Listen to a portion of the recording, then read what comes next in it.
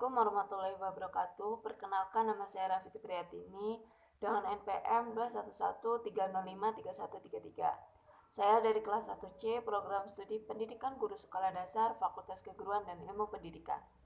Di sini saya akan menjelaskan Pancasila sebagai ideologi negara. Pengertian Pancasila dan ideologi. Pancasila berasal dari bahasa Sanskerta, yaitu panca yang berarti 5 dan sila yang berarti asas. Jadi, Pancasila merupakan rumusan dan pedoman kehidupan berbangsa dan bernegara bagi seluruh rakyat Indonesia. Sedangkan ideologi adalah ide atau gagasan. Kata ideologi pertama kali dicetuskan oleh Anthony de Strachey pada akhir abad ke-18 untuk mendefinisikan sains tentang ide. Ideologi dianggap sebagai visi yang komprehensif sebagai cara memandang segala sesuatu. Pengertian Pancasila sebagai ideologi. Pancasila sebagai ideologi berarti Pancasila merupakan landasan atau ide atau gagasan yang fundamental dalam proses penyelenggaraan tata pemerintahan serta mengatur bagaimana suatu sistem itu dijalankan. Hubungan Pancasila sebagai ideologi. Hubungan Pancasila sebagai ideologi diartikan bahwa nilai-nilai yang terkandung dalam ideologi Pancasila menjadi cita-cita normatif bagi penyelenggaraan bernegara. Dengan kata lain, visi dari penyelenggaraan kehidupan berbangsa dan bernegara Indonesia adalah terwujudnya kehidupan yang berketuhanan, berkemanusiaan, berpersatuan, berkerakyatan, dan berkeadilan. Makna Pancasila sebagai ideologi. Makna Pancasila sebagai ideologi ada dua. Yang pertama, sebagai cita-cita negara. Artinya, bahwa nilai-nilai dalam Pancasila diimplementasikan sebagai tujuan dan cita-cita dari penyelenggaraan pemerintahan negara. Yang kedua, Pancasila sebagai nilai integratif bangsa dan negara. Ini dapat diwujudkan dalam nilai integratif bangsa dan negara dalam membuat Pancasila menjadi sarana untuk menyatukan perbedaan bangsa Indonesia sebagai pemecah suatu masalah dan pemerata kesenjangan. Selanjutnya, fungsi Pancasila sebagai ideologi. Fungsi Pancasila sebagai ideologi yang pertama, untuk mempersatukan bangsa, memelihara dan mengukuhkan rasa persatuan dan kesatuan. Yang kedua, untuk membimbing dan mengarahkan bangsa menuju tujuannya. Yang ketiga, memberi tekad untuk memelihara dan mengembangkan identitas bangsa. Dan yang keempat, untuk menyoroti kenyataan yang ada dan mengkritisi upaya perwujudan cita-cita yang terkandung dalam Pancasila. Menggali sumber historis, sosiologis, dan politis terhadap Pancasila sebagai ideologi. Yang pertama ada sumber historis. Sumber historis adalah sumber berdasarkan pengalaman-pengalaman dari bangsa Indonesia. Yang pertama pada masa pemerintahan Presiden Soekarno. Pada masa ini Pancasila ditegaskan sebagai pemersatu bangsa. Pada kurun waktu tahun 1945 sampai tahun 1950. Namun seiring dengan perkembangannya, Presiden Soekarno lebih mengedepankan konsep Nasakom sebagai landasan politik bangsa Indonesia dibandingkan Pancasila. Yang kedua, pada masa pemerintahan Soeharto.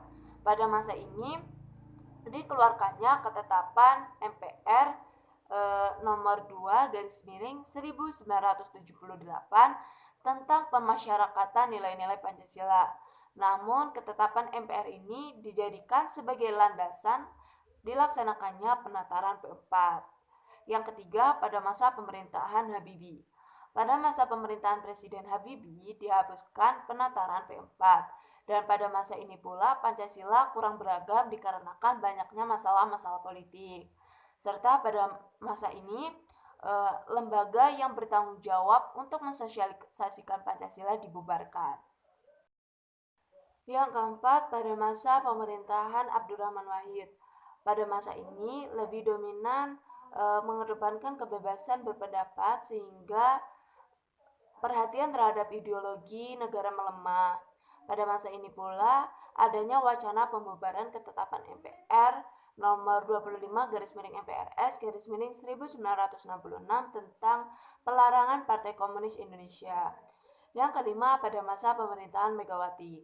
Pada masa ini disahkannya Undang-Undang Sisidakmas nomor 20 tahun 2003 yang tidak mencantumkan pendidikan Pancasila sebagai mata pelajaran wajib pada tingkat sekolah dasar sampai dengan perguruan tinggi. Dan yang keenam, pada masa Susilo Bambang Yudhoyono.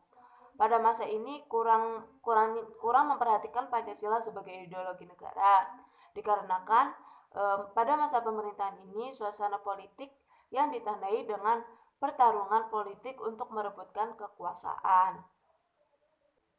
Selanjutnya, sumber sosiologis. Sumber sosiologis yang pertama yaitu terdapat pada sila ketuhanan Yang Maha Esa. Sila ini dapat ditemukan dalam kehidupan bermasyarakat Indonesia dalam berbagai bentuk kepercayaan dan keyakinan terhadap adanya kekuatan gaib. Yang kedua, terdapat dalam sila kemanusiaan yang adil dan beradab.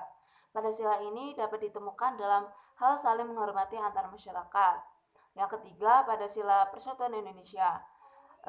Sila ini dapat ditemukan dalam solidaritas, rasa setia kawan, dan cinta terhadap produk sendiri. Yang keempat, pada sila kerakyatan yang dipimpin oleh hikmat kebijaksanaan dalam permusyawaratan perwakilan. Sila ini dapat ditemukan dalam bentuk menghargai pendapat orang lain. Dan yang kelima, terdapat pada sila keadilan sosial bagi seluruh rakyat Indonesia. Sila ini tercermin dalam sikap suka menolong antar masyarakat. Selanjutnya yaitu sumber politik. Pada sumber politik yang pertama terdapat pada sila ketuhanan Yang Maha Esa. Pada sila ini dapat diwujudkan dalam bentuk sikap toleran antar umat beragama. Yang kedua, sila kemanusiaan yang adil dan beradab. Pada sila ini dapat diwujudkan dalam saling menghargai dalam pelaksanaan hak asasi manusia. Yang ketiga, terdapat dalam sila persatuan Indonesia. Sila ini diwujudkan dalam mementingkan kepentingan bangsa atau negara dibandingkan kepentingan golongan atau partai. Yang keempat, sila kerakyatan yang dipimpin oleh hikmat kebijaksanaan dalam permusyawaratan perwakilan. Ini dapat diwujudkan dalam mendahulukan pengambilan suara melalui musyawarah. Yang kelima, terdapat dalam sila keadilan sosial bagi seluruh rakyat Indonesia. Sila ini dapat diwujudkan dengan cara tidak menyalahgunakan kekuasaan yang telah diberikan. Esensi dan urgensi Pancasila sebagai ideologi negara. Yang pertama, hakikat Pancasila sebagai ideologi negara. Pancasila sebagai ideologi negara terdapat 3 dimensi. Yang pertama, dimensi realitas. Dimensi realitas mengandung makna bahwa nilai-nilai dasar yang terkandung dalam dirinya bersumber dari nilai-nilai yang hidup dalam masyarakat. Yang kedua, dimensi idealitas. Dimensi idealitas mengandung cita-cita yang ingin dicapai dalam berbagai bidang kehidupan bermasyarakat, berbangsa, dan bernegara. Yang ketiga, dimensi fleksibilitas. Dimensi ini mengandung relevansi atau kekuatan yang merangsang masyarakat untuk mengembangkan pemikiran-pemikiran baru tentang nilai-nilai dasar yang terkandung di dalamnya.